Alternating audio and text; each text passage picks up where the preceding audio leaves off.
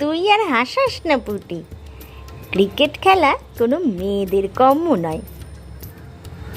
মাঠে নামলেই বুঝতে পারবি ক্রিকেট খেলা মেয়েদের নাকি ছেলেদের।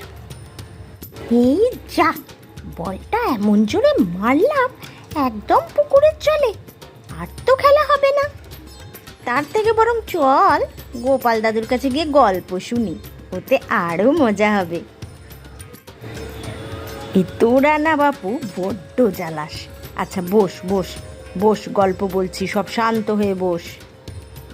জয় মহারাজ গোবিন্দচন্দ্রের জয়, জয় মহারাজ গোবিন্দচন্দ্রের জয়। বসুন মহারাজ বসুন। এই যা, পড়ে গেলুম। তুমি তুমি আবার স্বপ্ন দেখছিলে? ওহ, তোমার এই স্বপ্ন দেখার রোগ আর যাবে না। আমি যে কি করি। বেশ তো পালোয়ানের মতো চেহারা, তো পালোয়ানের খাওয়ার মতো দুধ নিশ্চয়ই পাওয়া যাবে। না, দুধটা দুইতে বসি। বাবা, কত দুধ! ঘরের সব পাত্র ভরে গেছে, এখনো এত দুধ। দুইতে দুইতে হাত দুটো টন টন করছে। ওরে বাবা রে, মরে গেলুম রে। দুধ দুইতে গিয়ে এমন পায়ে করে গরুটা লাথি মারলে, ওরে বাবা রে। উফ, তোমার আর স্বপ্ন দেখার শেষ নেই। কি হচ্ছেটা কি বলো তো? আবার কি দেখলে স্বপ্নে? এই রে আবার ধরা পড়ে গেলুম, আবার ধরা পড়ে গেলুম। না না, আমি ঘুমাইনি, আমি জেগেই ছিলুম। তাহলে কি জেগে জেগেই স্বপ্ন দেখছো? তো জেগে জেগে স্বপ্ন না দেখে কিছু একটা তো করতে পারো নাকি? যেটা স্বপ্নে দেখছো সেটাই না হয় বাস্তবে করো, দেখো না কি হয়। ঠিকই বলেছো গিন্নি, আমি একটা পেল্লাই দুধওয়ালা গরু কিনবো, সারাদিন দুধ দোবো, আর সেই দুধ দিয়ে কত কিছুই না তৈরি করে খাওয়া হবে। তা এত এত দুধ রাখবো কোথায় গিন্নি? তার জন্য তো কিছু বাসন কোসন কিনতে হবে। তা তুমি বরং চলে যাও বাজারে, দেখো বড় কিছু পাত্র পাও কিনা, তাহলে কিনে নিয়ে এসো। আর কি করব, আমি বাড়ির বউ হয়েও আমাকে কত কিছুই না কাজ করতে হয়। যাই দেখি বাজারে বড় কোনো জায়গা পাই কিনা দুধ রাখার জন্য। ওই তো হাঁড়ির দোকান এসে গেছে, দেখি কতগুলো হাঁড়ি নেওয়া যায়। এত হাঁড়ি করবেনটা কি? এত হাঁড়ি নিয়ে কি করবেন শুনি? আচ্ছা বাপু, তোমার কি জানার দরকার বলো তো? এত হাঁড়ি নিয়ে আমি জলই রাখি, আর এই রে এক্ষুনি মুখ ফুটে বেরিয়ে যাচ্ছিল। আর যাই রাখি, তোমার তাতে কি বলো তো? তোমার বিক্রি করা নিয়ে কথা, বিক্রি করলে আমি কিনলাম, চলি।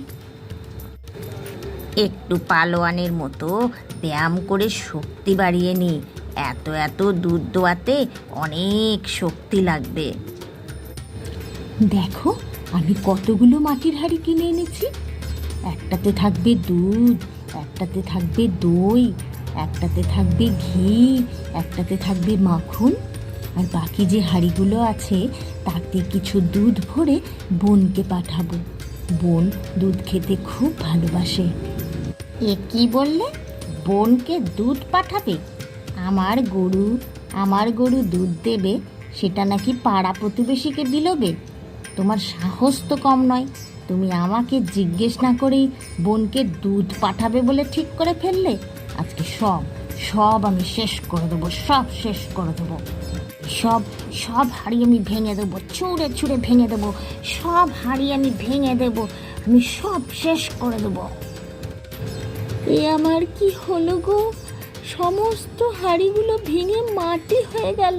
এ আমার কি সর্বনাশ করলে গো?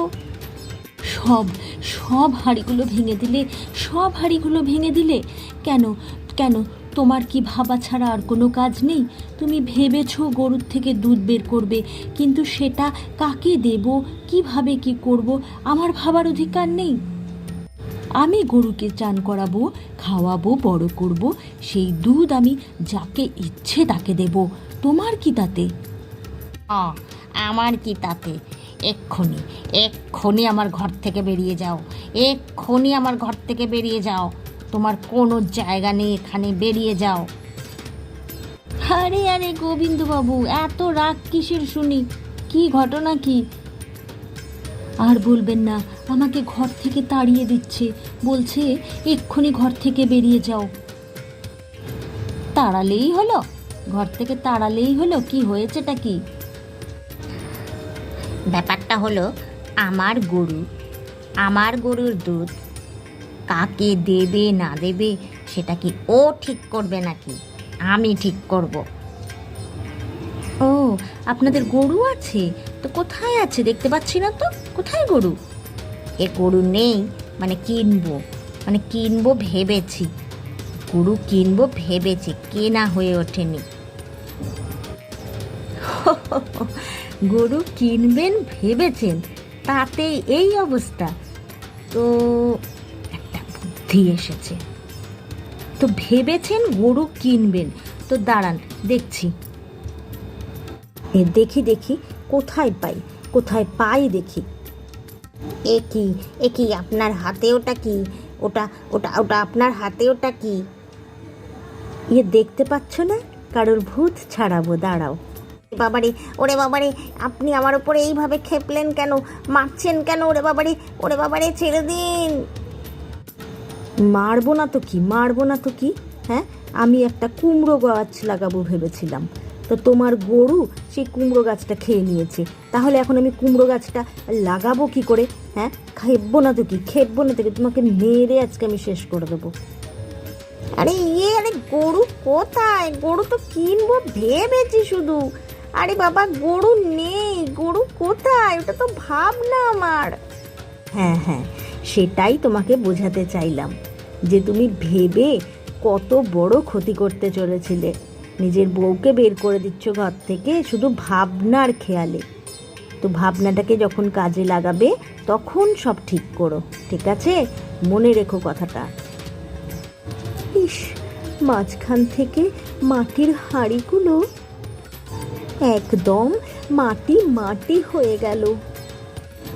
বাবা, গোপাল দাদু দারুণ শিক্ষা পেয়েছে, উচিত শিক্ষা দিয়েছো তুমি। নে যা দেখ, তোদের বল জলের কাছে চলে এসেছে, নিয়ে খেলগে যা। আমাকে এবার ছুটি দে।